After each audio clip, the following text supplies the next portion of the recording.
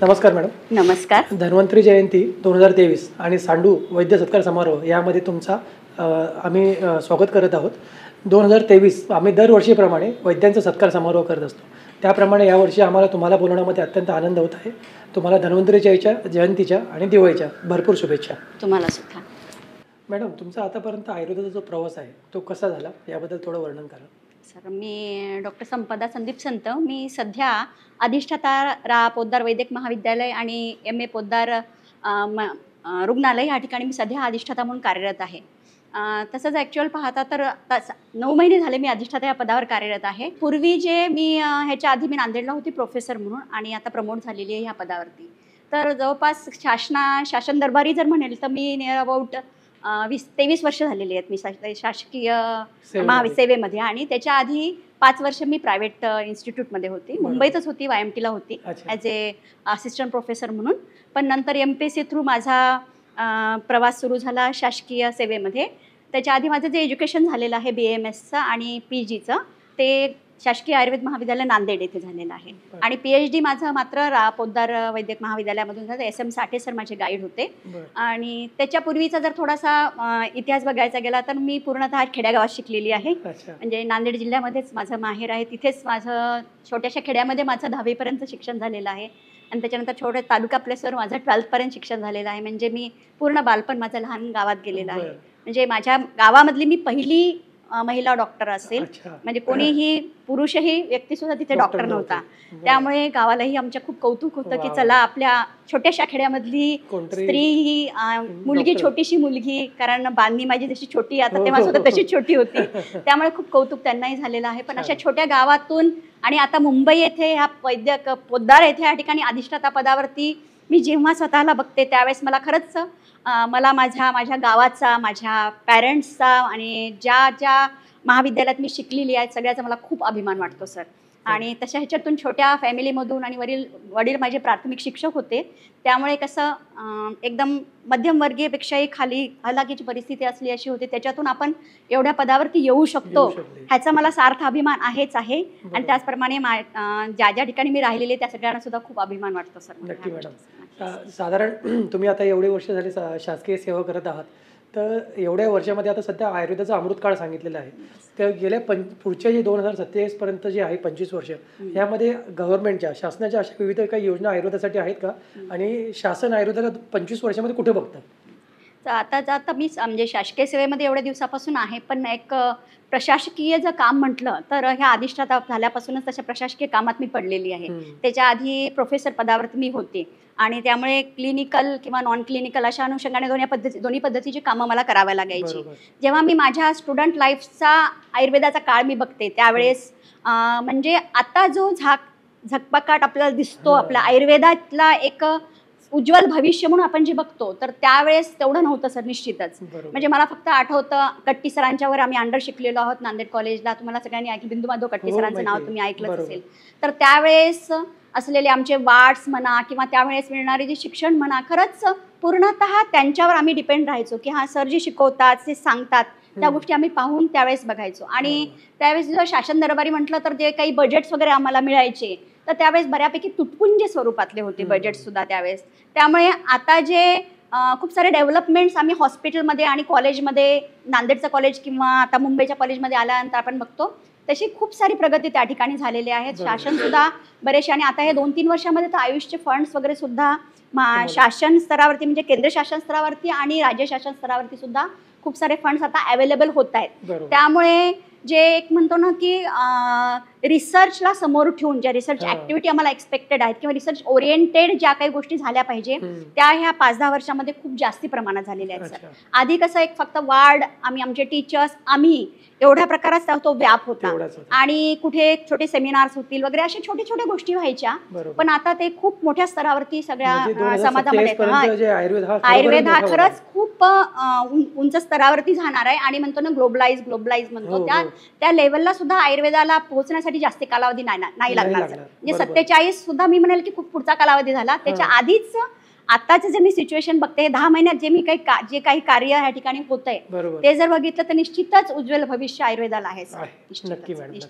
आणि आयुर्वेदामध्ये जे सांडू फार्मा यासारख्या ज्या जुन्या कंपन्या, रिनोन कंपन्या आहेत, ह्या कंपन्यांची औषधं जी तुम्ही वापरलीत तुमच्या प्रॅक्टिसमध्ये आणि गव्हर्नमेंट शासनामध्ये सुद्धा, तर याबद्दल तुमचा कसा अनुभव आहे? म्हणजे आता स्टुडंट लाईफचं म्हणेल किंवा जेव्हा मी आता professor, associate professor to professor पदापर्यंत जेव्हा मी शासनाच्या स्तरावरती काम करते, त्यावेळेस मॅक्झिमम तुम्हाला सगळ्यांनी कल्पना आहे की बजेट्स वगैरे वरून येतात हो. आपल्याला, जे वेगवेगळे जे योजना आहेत शासनाच्या, म्हणजे DPDC मीन्स जिल्हास्तरीय, आपले कलेक्टरच्या लेवलला सुद्धा काही येतात जिल्हाधिकाऱ्यांच्या स्तरावरती, बरोबर. आणि काही शासनाचे डायरेक्ट बजेट्स असतात. तर त्यावेळेस जे काही मेडिसिन्स येतात, तर आतापर्यंत जो काही माझा अनुभव आहे, म्हणजे मी असोसिएट प्रोफेसर असतानाची गोष्ट सांगते, त्यावेळेस आम्ही जेव्हा प्रॅक्टिस आम्ही करायचो सुद्धा, आणि जे काही मेडिसिन्स अवेलेबल व्हायच्या, तर एक जे स्टँडर्ड आहे, काही जे म्हणतो ना आपण की आपल्या भारतामध्ये सुद्धा काही कंपनीने स्टँडर्ड मेंटेन केलेलं आहे, त्याच्यामध्ये बरोबर. निश्चितच म्हणेन की सांडूचं नाव हे अतिशय वरच्या स्तरावरती स्तरावर. आहे. कारण जेव्हा मी प्रॅक्टिसला होते सर, मी जेव्हा शासनाच्या मध्ये येण्याच्या आधी, तर त्यावेळेस माझी स्वतःची प्रॅक्टिस त्यावेळेस होती. तर मी बदलापूरला प्रॅक्टिस करायची बरं. त्यावेळेस. तर त्यावेळेस सुद्धा आम्ही प्राधान्याने चांगल्या कंपनीचे मेडिसिन्स देण्याचा आम्ही म्हणजे जास्तीत जास्त आमचा उद्देश राहायचा. बरं. कारण एक जर काम बघितलं सांडूचं, तर त्यावेळेस मला आठवतं की जे काही मी आताच म्हटलं की रिसर्चला समोर ठेवून, रिसर्च बरोबर. प्रोटोकॉलला समोर ठेवून जे काही स्टँडर्ड मेंटेन केलं गेलं पाहिजे, ते स्टँडर्ड या ठिकाणी सांडू. निश्चितच सांडूच्या माध्यमाने मेंटेन केलं जातं. त्यामुळे प्रधानमंत्री जसं म्हणतो परिपाठादी काढा आपला बरोबर. आहे, किंवा वासा सिरप आहे आपला, बरोबर. जसा कफमध्ये आपण वापरतो, असे काही स्पेसिफिक जे मेडिसिन्स आहेत आपले, त्यांचा तर रिझल्ट आम्ही तर ट्रेमेंडस चांगला बघितला एकदम. बरोबर. जसं आता कोरोनामध्ये सुद्धा आम्ही एकदम प्राधान्याने महासुदर्शन काढा बरोबर. नंबर वाईज जो आहे, हो. त्याच्यामध्ये सुद्धा थोडाफार जो आहे, जो काही ज्वर यायचा, ताप हो. यायचा, त्यावेळेस आम्ही तर मॅक्झिमम, त्यावेळेस मी नांदेडला होती, तर मॅक्झिमम आम्ही महासुदर्शन काढा प्रिफर करायचो. बरं. त्याच्यानेच टेम्परेचर त्यांचं जे होतं, ज्वर कमी त्यांचा व्हायचं. कमी व्हायचा.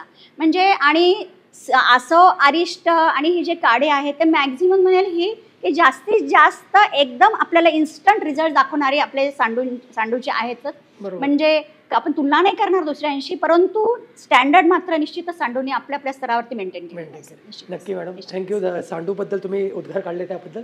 आणि अजून एक प्रश्न असा विचारायचा की तुम्ही आतापर्यंत जे शासनामध्ये जे कार्यकाळ घालवला, या शासनाच्या कार्यकाळामध्ये मुख्यतः तुम्हाला बरेचसे जे विद्यार्थी आहेत, हे विद्यार्थी तुम्ही बघितले, त्यापैकी बरेचसे विद्यार्थी हे ॲलोपॅथिकडे वळत असतात आणि आयुर्वेदाची प्रॅक्टिस त्या मानाने कमी करत असतात. पण आता हल्ली कदाचित तुम्हाला असा अनुभव आला असेल की आयुर्वेदाची प्रॅक्टिस करणारे जे स्टुडंट ते वाढलेत. तर अशा स्टुडंटला तुम्ही आयुर्वेदाकडे अजून वळवण्यासाठी काय सल्ला द्याल? तुम्ही विचारलेल्या प्रश्नाच्या अनुषंगाने सर मी एक सांगू इच्छिते की एक 8-10 वर्षापूर्वीचा हा विद्यार्थी दशेतला जो आताचे जे विद्यार्थी आहेत, त्यांची विचारसरणी आणि आताच्या विद्यार्थ्यांची विचारसरणीमध्ये खूप सारा फरक आहे. आता मुलं हे प्रॅक्टिस ओरिएंटेड झाले निश्चितच आहे. अगोदरही आपणही होतोच आपल्या वेळेसचा जर विचार केला. पण तेव्हा विद्यार्थी कसं आहे, जे आप्तवाक्य आपल्या वैद्यांनी किंवा आपल्या सिनियर्सनी, आपल्या टीचरनी सांगितलं त्याच्या अनुषंगाने चालायचे. पण बरोबर. आता मुलं झाली आहेत रिसर्च ओरिएंटेड. आम्हाला हे दाखव, बरोबर. हे दाखवा, ह्याच्यावरती काय रिझल्ट मिळतो आम्हीच विश्वास ठेवू, अशा प्रकारचं बरोबर. त्यांची हे मेंटॅलिटी बाप दाखवून ते श्राद्ध. श्राद्ध कर, अशा हां, प्रकारे. अशा पद्धतीचं आहे.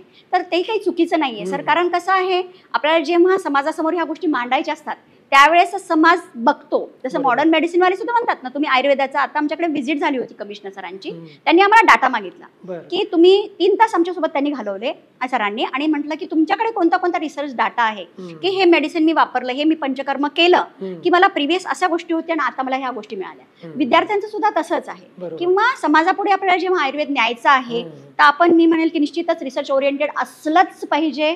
आणि जेवढा मॅक्झिमम आपल्याला रिसर्च डाटा देता येईल, तो रिसर्च डाटा आपण आपल्या सोबत ठेवून डॉक्युमेंटेशन जे म्हणतो त्याची पूर्वी खूप कमतरता होती. पण बरोबर. आता विद्यार्थी सुद्धा तसाच प्रयत्न करतात, किंवा ॲज अ अकॅडमिशियन म्हणून म्हणेन, किंवा हॉस्पिटलच्या साईडच्या सुद्धा जे काही आपल्याला डाटा अवेलेबल असेल, तो जर अशा पद्धतीने आणला तर विद्यार्थी निश्चितच आयुर्वेदाकडे वळतीलच. जास्त. आणि मी म्हणेन अगोदर विद्यार्थी हा खरंच तुम्ही म्हटल्यासारखं जनरल प्रॅक्टिसकडे प्रिफर हो. करायचा, पण आता तशी परिस्थिती राहिली नाहीये सर.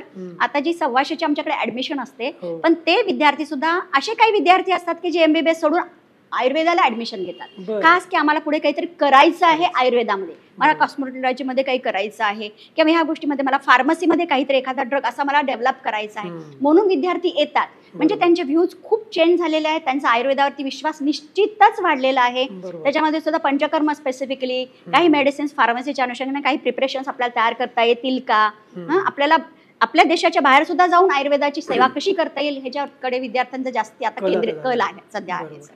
निश्चितच चांगलं भविष्य. म्हणजे खरोखर आता जे नवीन विद्यार्थी हे खरं आता नुसतं आयुर्वेदाची प्रॅक्टिस नाही तर हळूहळू करून आयुर्वेदाच्या मोठ्या मोठ्या इंडस्ट्री मोठे मोठे हो सर, हॉस्पिटल्स हो. अशाकडे वळायला सुरुवात हो झाली सर, हो. निश्चितच. आणि आता एक म्हणजे शेवटचा प्रश्न विचारण्याचा उद्देश हा आहे की जसे आयुर्वेदाचे विविध प्रकारचे फार्मसी आहेत जसे सांडू फार्मा आहे तर अशा कंपन्या आणि शासन किंवा कॉलेज ते इन्स्टिट्यूट आणि फार्मा ह्या दोघांचं कोलॅबरेशन करून ह्या दोघांचं आपण म्हणतो की म्युच्युअल बेनिफिट कशा प्रकारे होऊ शकतो त्याबद्दल तुम्ही काय सांगाल?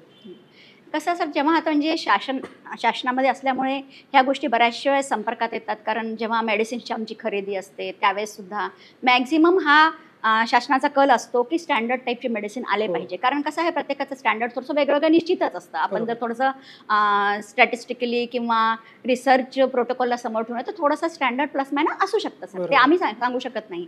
परंतु शासनाचा कल कसा असेल की मॅक्झिमम जे स्टँडर्ड मेंटेन करतात स्पेसिफिक रिसर्च प्रोटोकॉल करून किंवा त्या पूर्ण ॲक्टिव्हिटी झाल्यानंतरच तो ड्रग हा अप्रूव्ह केला जातो आणि वापरला जातो समाजामध्ये. ट्रायल्स घेतल्या जातात, प्रॉपर वेनी ट्रायल्स घेतल्या जातात आणि ते मग नंतर मग मार्केटमध्ये आणल्या जातात. अशा पद्धतीने जर केल्या गेलं तर निश्चितच ते शासनाला सुद्धा आवडतं. कारण आम्ही सुद्धा तसेच मेडिसिन्स आम्ही प्रिफर करतो. फक्त त्यावेळेस मात्र हे जे मी म्हटलं की रिसर्च प्रोटोकॉल करून त्याचं स्टँडर्ड प्रॉपर मेंटेन झालं की नाही, जसं चूर्ण वगैरे असतात त्याचं एवढं मेडिसिन्स ते जर मेंटेन झालं तर जास्तीत जास्त तसे मेडिसिन्स हे शासनामध्ये घेतल्या जातील आणि ते पेशंटपर्यंत पोहोचवल्या जातील. कारण शेवटी शासनाचा उद्देश असतो मॅक्झिमम चांगले मेडिसिन्स हे पेशंटपर्यंत पोहोचले पाहिजे आणि पेशंटला तसे रिझल्ट मिळाले पाहिजे आणि पेशंटला रिलीफ मिळणं. आय थिंक सांडूचा सुद्धा तोच उद्देश आहे की जो काही तुमच्याकडे पेशंट येत असेल त्या पेशंटला सिम्पली वेनी त्या हेल्थ केअरला इम्प्रूव्ह करणं आणि जे काही इम्पॅक्ट पडतो लाईव्हवरती तो हे करणं बहुतेक सांडूचा उद्देश आहे माझ्या माहितीनुसार. आमच्या सुद्धा बरेचसे नवीन प्रोडक्ट इन प्रोसेस मध्ये आहेत. तर मग तुम्ही म्हणजे अशा सगळ्या कंपनीनी किंवा ज्यांचे असे मेडिसिन्स आहेत त्यांनी निश्चितच संबंधित जे काही कॉलेजेस असतील, शासन दरबारी जे काही कॉलेजेस असतील किंवा हॉस्पिटल्स असतील त्यांच्याकडे जाऊन जर तुम्ही तुमच्या सगळ्या गोष्टी जर त्यांना सांगितल्या, कारण कसं ते त्याचे वेगवेगळे बजेटच्या अनुषंगाने त्या ठिकाणी जे सेक्शन्स असतात, तुम्ही जर प्रत्यक्ष जाऊन त्या ठिकाणी जर म्हटलं की आमचे असे मेडिसिन्स आहेत, तुम्ही तुमच्या अनुषंगाने आमचा सुद्धा विचार करण्यात यावा असं म्हटलं तर निश्चितच सर. पण तुम्हाला सुरुवात तुमच्याकडून करावी लागेल कारण आम्ही शासनवाले जाऊ नाही शकत की तुम्ही द्या आम्हाला म्हणू नाही शकत. त्यामुळे तुम्ही जर त्या ठिकाणी जाऊन जर प्रपोज केले की हे मेडिसिन्स आहेत तर हे सुद्धा आपल्या ह्याच्यामध्ये शासन ह्याच्यात वापरता येतील का, तर ते हे करा म्हटलं तर निश्चितच सर विद्यार्थ्यांसाठी आणि सर त्याच्यामध्ये वेगवेगळे जे ऍक्टिव्हिटीज असतात त्याच्यामध्ये सुद्धा तुमचं पार्टिसिपेशन. आय थिंक 2-3 ऍक्टिव्हिटी तुमच्या आहेत आणि वैद्य आणि ह्यांच्यामध्ये ते I think Ayurveda Veda something काही ते ना तुमचं विचारवेद करतच असता. तर ह्या ऍक्टिव्हिटीच्या माध्यमाने जरी तुम्ही विद्यार्थ्यांच्या संपर्कामध्ये आणि फॅकल्टीच्या संपर्कामध्ये आले तर निश्चितच जे बॉन्डिंग एक चांगलं डेव्हलप होईल आणि जी देवाणघेवाण पाहिजे जे थोडासा मध्ये गॅप असा दिसतो तो जर गॅप कमी जर झाला तर निश्चितच ह्या गोष्टींच्या माध्यमाने विद्यार्थ्यांना फायदा होईलच होईल इंटरॅक्टिव्ह गोष्टीसाठी आणि पेशंटपर्यंत सुद्धा तुमचे मेडिसिन जर गेले तर निश्चितच चांगला त्यांना फायदा होईल. नक्कीच मॅडम, तुम्ही तुमचा वेळ काढून इकडे आलात आणि सांडू फार्माला तुमचा वेळ दिला याबद्दल धन्यवाद आणि तुम्हाला दिवाळीच्या बऱ्याच शुभेच्छा आणि धन्वंतरी जयंतीच्या सुद्धा शुभेच्छा. धन्यवाद सर. धन्यवाद. थँक्यू.